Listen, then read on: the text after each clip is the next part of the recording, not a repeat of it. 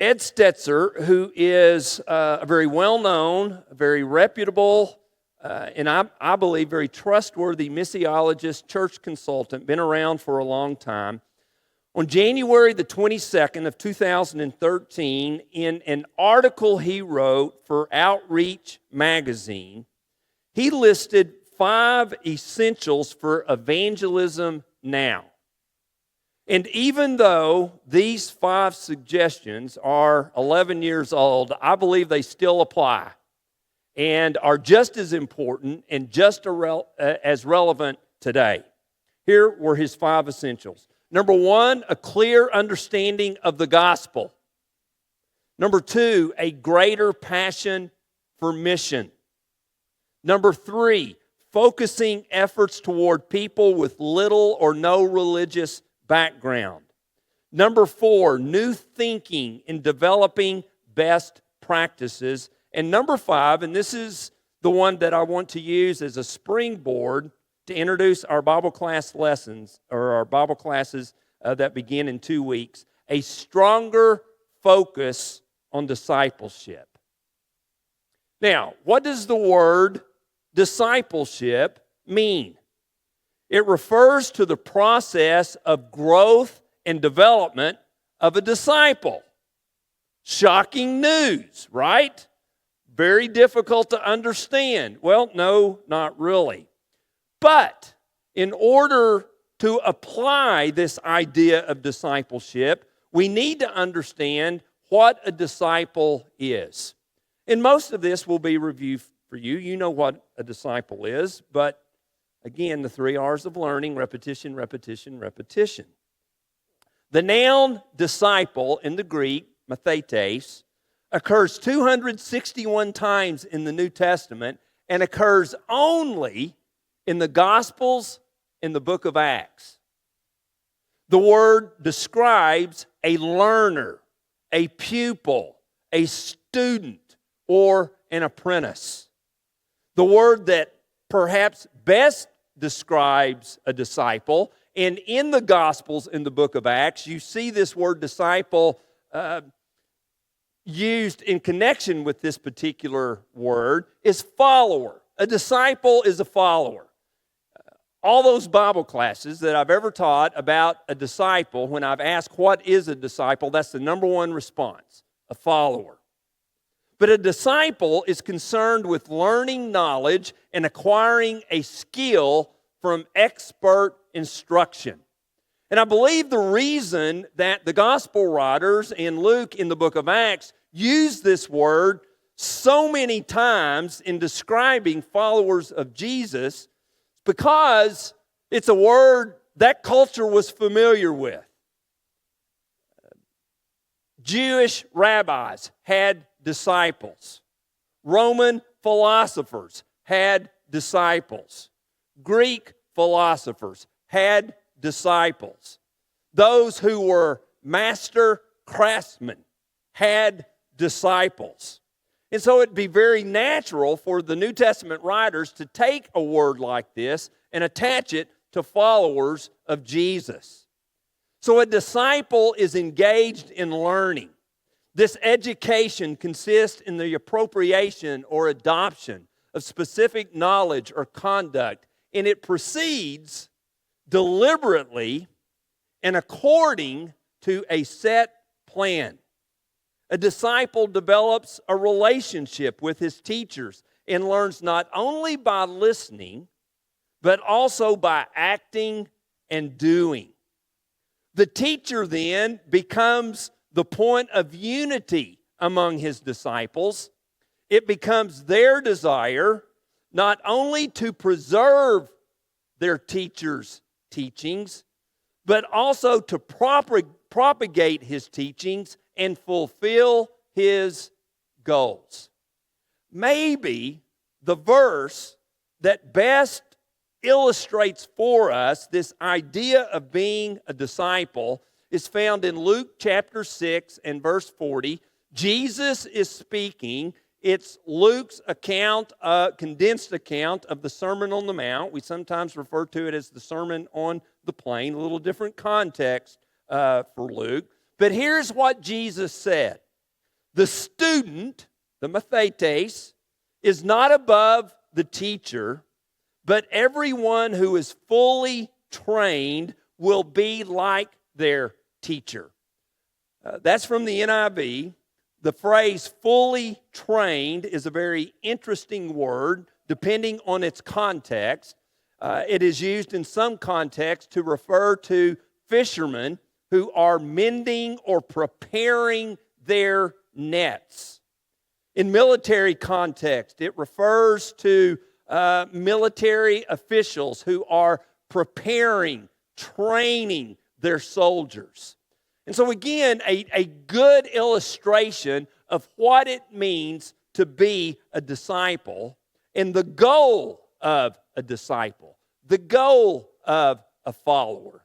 To not only learn by listening, but also to learn by actively doing and participating with their teacher. So 5 things based on this quick word study a disciple of Jesus is to be. Number 1, a worshiper, a promoter, a servant, a friend, and at the very core definition of mathetes, a student. All right?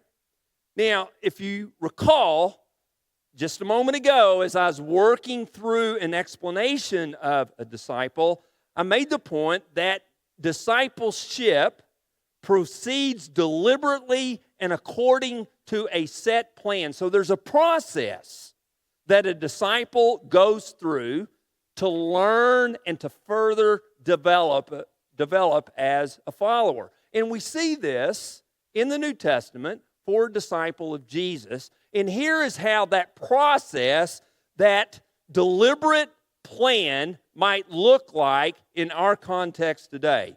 Well, first of all, if a disciple is to be a worshiper, where do we worship?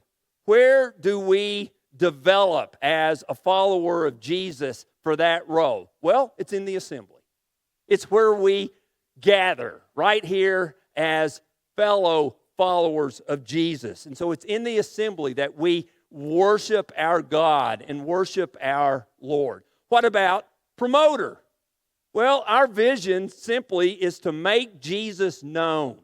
And so daily in our lives, wherever we go, whatever we do, whoever we associate with, we are seeking to make Jesus known, to promote Jesus, to propagate Jesus. Hopefully when people see us and see our lives and examine our lives, they see Jesus. What about as a servant? Well, as a servant, we can be encouraged to get involved in a ministry here. And there are any amount of ministries that we can involve ourselves in, again, as a disciple or a follower of Jesus.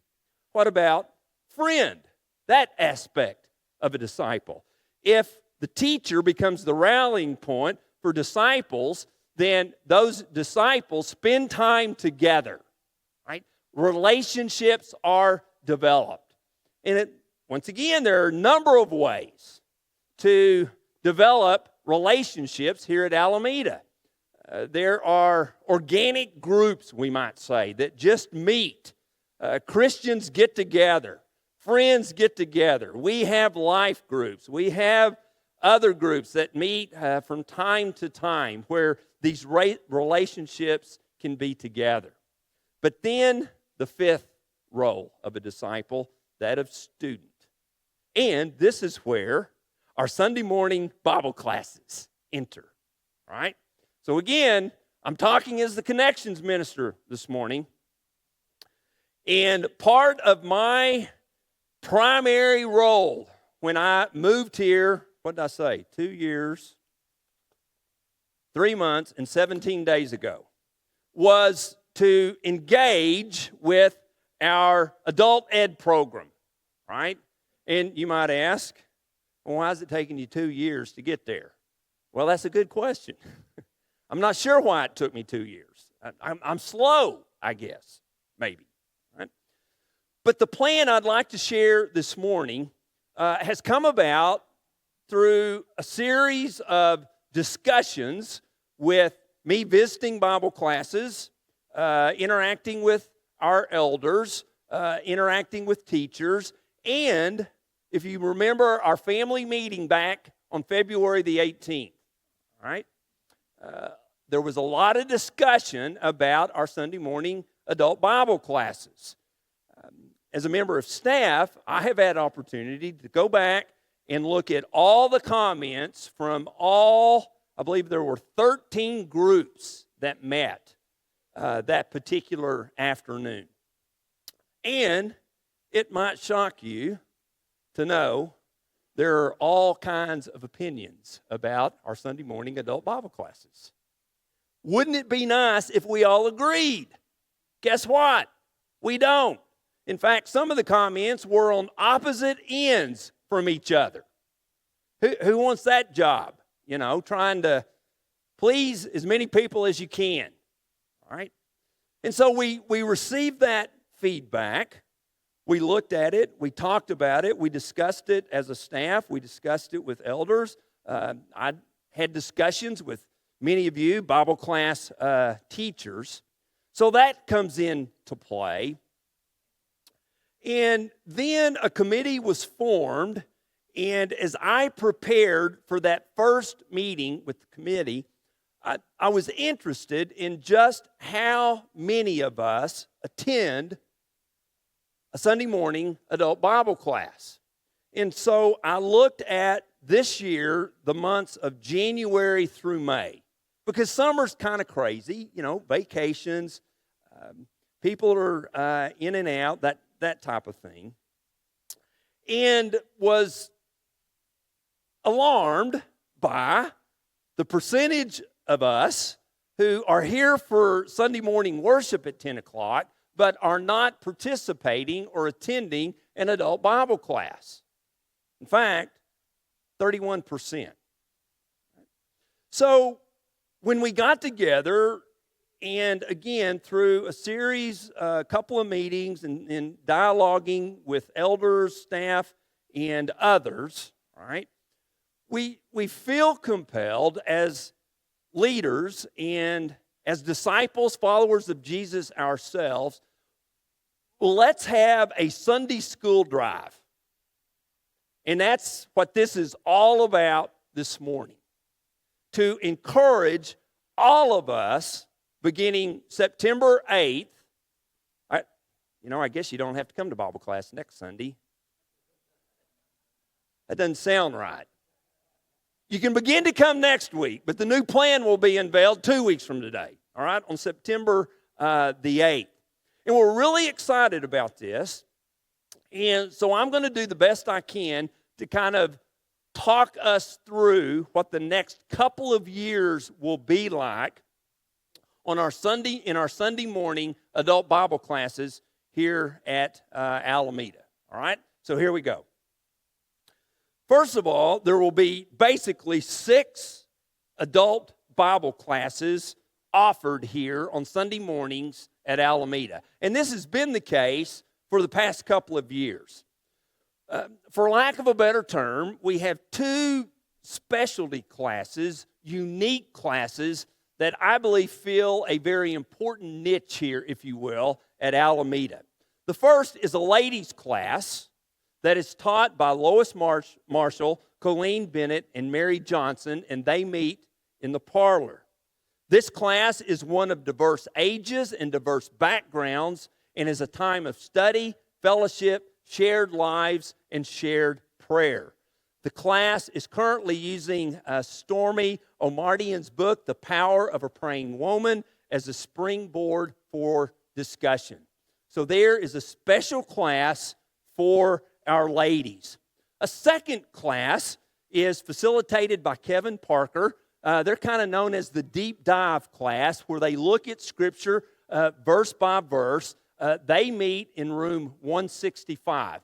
And if you have some questions, need some information about that class, I know Kevin would be more than welcome to share with you what's going on in that particular class. But those 2 specialty classes, again, have been meeting for a couple of years, and we'll continue to meet the ladies in the parlor and the deep dive class led by Kevin in room 165. Right? They're just going to kind of continue. Then we have 4 general adult classes. And here's where I'm going to do the best I can to explain what the next 2 years will look like. Hopefully, it will become clearer as we get into this model, this plan, this program, whatever you want to call it, as the weeks and months progress. All right? So, just like the 2 specialty classes will continue, our 4 primary adult classes will also continue. And for the most part, for the past couple of years, they have been age-based. And we feel like that will, for the most part, primarily continue because birds of a feather tend to flock together. And so we assume the young adults will probably continue to meet as young adults, so forth and so on. But we are making some name changes, but those classes will continue to meet in the classrooms that they have been meeting in. So the young adult class will become Adult 1 and will continue to meet in room 188. The parents will become Adult 2 and will continue to meet in room 189.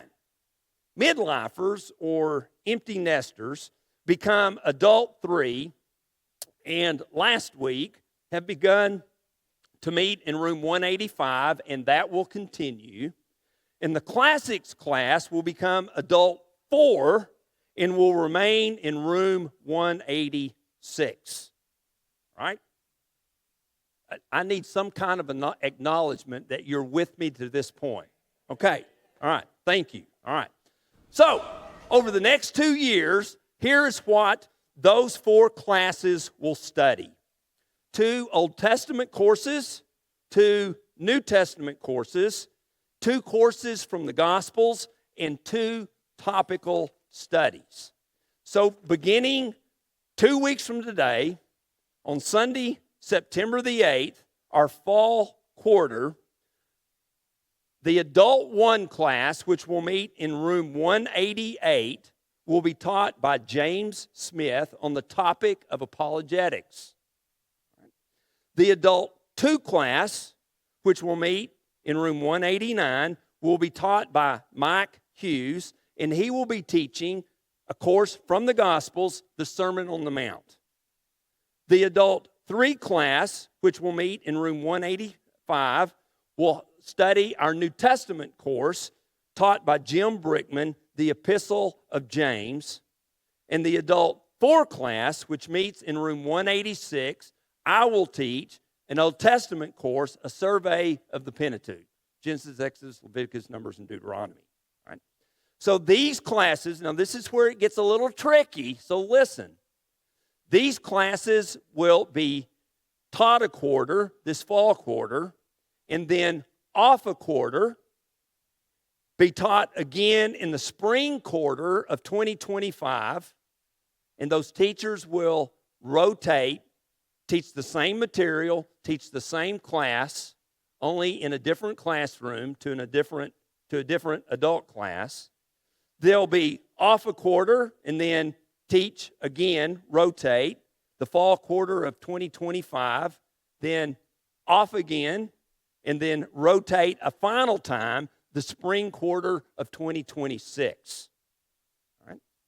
The second series of classes will begin Sunday, December the 1st, which will be the winter quarter of 24-25. These classes will then rotate and be repeated summer quarter of 2025, winter quarter 25-26, and then completed the summer quarter of 2026. We are very close to finalizing those 4 classes. And as soon as they are finalized, those classes will be announced. Now, everybody confused, right? Yeah, okay. So again, let me go through it very quickly. I'm getting hungry, and I know you are too. We're not quite done yet. All right? So the 4 classes that will be offered this fall, right, will be repeated 3 other times over the next 2 years. And the classes that will be offered beginning the winter quarter of this year, December 24 through February 25, it's kind of hard to think about 2025 right now, will then also be offered 4 different times over the next 2 years, and then at the end of 2 years, we'll start over. All right? So one advantage, well, there are several advantages, I believe, to this model. Okay? Number one, a teacher gets a quarter off. And secondly, as a congregation, potentially, if you choose to attend those classes, we will cover the same classes and the same material for 2 years. I think there's something positive about that, studying and learning the same types of things. For the teachers, they're going to have that initial prep time, but then they're going to repeat those classes a second, third, and fourth time. And so by the time they get to that third rotation, they should be able to just preach it in their sleep. I mean, they're going to have that material down. All right? Another advantage to this, and we're going to get into this in just a moment, but you don't have to follow your favorite teacher. Your favorite teacher will eventually get to you. All right? And so everyone will be encouraged to go to a class and stay there. Stay there. All right? Which brings us to the final point of this sermon. I'm not doing too bad. All right? This portion of our sermon brought to us by the letter C. Okay? And there, I wrestled a little bit with what to title this final section of the lesson today. And I settled on great expectations. I believe our shepherds, as our spiritual guides, those who are responsible for our spiritual souls, there is an expectation they have for us to be in Bible class. And the reality is, if we're a follower of Jesus, if we're a student of Jesus, if we're a worshiper of Jesus, if we want to be a friend of Jesus and a friend of other disciples, right, we should be looking for ways, all right, to grow as a disciple. And again, the very basic definition of a mathetes is student, a learner, a pupil. And so Sunday school affords us that opportunity to learn, right? So if one of our shepherds, I expect an amen here, our shepherds expect us to be in Bible class. All right. There were more than shepherds who said that. That's good, all right? So here we go. All right, 5 things. Number 1, choose a class. We don't really care where you choose, okay? One of the things that was mentioned in our February 18th meeting, several of us expressed the opinion that our Bible classes ought to be intergenerational. Now, not everybody thinks that, but there are some of us who do. And a couple of our classes have become intergenerational, So it really, again, doesn't matter what class you choose. Choose a class. Adult 1, Adult 2, Adult 3, Adult 4, ladies, if you want to choose a ladies class, or if you want to choose Kevin's verse-by-verse deep dive class, all right? Choose a class. Secondly, commit to that class. Stay there. Stay there. Again, I guess it's kind of like weather in Oklahoma. If you don't like your class, it's going to change next quarter. Right? But commit to it. Number 3, continue in it. Continue in that class. Don't give up on the class. Don't give up on who else is attending that class. Invite others to choose, commit, and continue. Because in continuing that class, relationships will be built. Right? In that aspect of discipleship, of being a friend, can be developed. Number 4, don't just continue in the class, contribute to the class. Right? If you happen to be in Mike's class, then read the Sermon on the Mount every day. You're welcome, Mike. Read it every day. It only takes a couple of minutes to read so you can be ready to contribute. I think, for the most part, our teachers are of the type that welcome feedback, discussion, interaction, involvement. So contribute. And then number 5, in doing that, we will create community. We will connect. All right? Which, I told John Chafee I was going to quote him this morning. In fact, I even volunteered or asked John if he wanted to volunteer and preach this morning, because what he said is pretty powerful. I think he actually said this first last Sunday afternoon at a life group meeting, and I asked him about it Tuesday morning over coffee, and he said, yes, I did say that, and he believes it very strongly, and I do too. Question was asked, will my position as connections minister be replaced? And as Jimmy indicated earlier, not tomorrow, not next week, but maybe at some point in the future. But here's what John said in response to that. He said, you know what? We ought to have 400 connection ministers. That's right. That's right. We all should be connecting. Okay? And the most powerful ministry is done, the lingo term is organically. You know, where it's not a program, it's not led by some minister per se, it's just when Christians decide to connect, and they do it. And we have examples of that here at Alameda. And if you need to know what those examples are, I'll drink coffee with you anytime you want. All right, well, let's talk about it. Okay? So choose, commit, continue, contribute, and create. And I pray that at the end of this calendar year, when we look at statistics, that maybe that 31% has increased here as far as participating in a Sunday morning Bible class. The words of Jesus in Luke chapter 6 and verse 40. The student is not above the teacher, but everyone who is fully trained will be like their teacher.